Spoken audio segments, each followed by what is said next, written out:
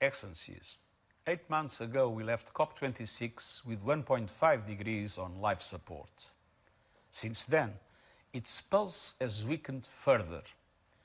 Greenhouse gas concentration, sea level rise and ocean heat have broken new records.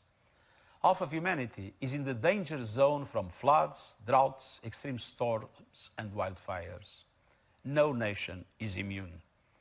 Yet we continue to feed our fossil fuel addiction. What troubles me most is that in facing this global crisis, we are failing to work together as a multilateral community.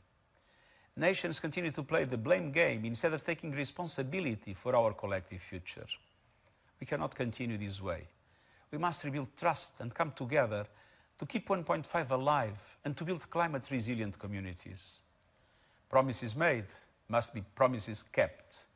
We need to move forward together on all fronts: mitigation, adaptation, finance, loss and damage. To protect people and the planet, we need an all-of-the-above approach that delivers on each of these pillars of the Paris Agreement at pace and at scale. Time is no longer on our side. First, we need to reduce emissions now. Everyone needs to revisit their nationally determined contributions, and we need to demonstrate at COP27 that the renewables revolution is underway. There is enormous potential for a just energy transition that accelerates coal phase-out with the corresponding deployment of renewables. The agreement with South Africa last November sets a good precedent. Partnerships under discussion with Indonesia and Vietnam are also significant, and they embody the potential of working together in a multilateral and collaborative spirit. But let me be clear. These efforts should be additional, not a replacement, to the support that developing countries need to ensure their transition to a net zero and climate-resilient future. I look to the G7 and the G20 to show leadership on NDCs, on renewables, and on working together in good faith. Second, we must treat adaptation with the urgency it needs. 1 in 3 people lack early warning systems coverage. People in Africa, South Asia, and Central and South America are 15 times more likely to die from extreme weather events. This great injustice cannot persist. Let's ensure universal early warning systems coverage in the next 5 years as a start. And let's demonstrate how we can double adaptation finance to $40 billion a year and how we will scale it up to equal mitigation finance. Third, let's get serious about the finance that developing countries need. At a minimum, stop paying lip service to the $100 billion a year pledge.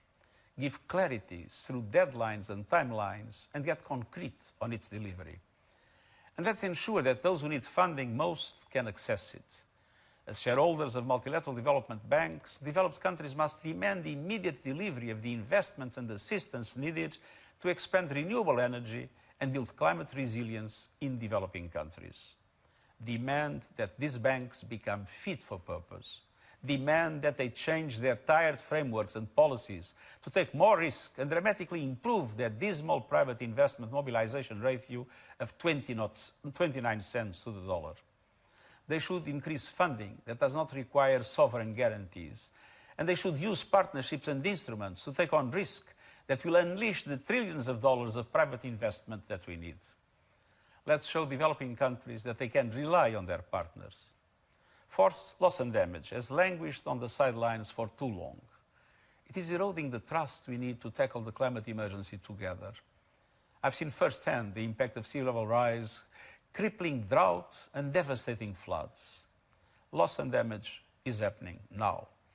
We need a concrete global response that addresses the needs of the world's most vulnerable people, communities and nations. And the first step is to create a space within the multilateral climate process to address this issue, including on finance for loss and damage. Excellencies, this has to be the decade of decisive climate action. That means trust, multilateralism and collaboration.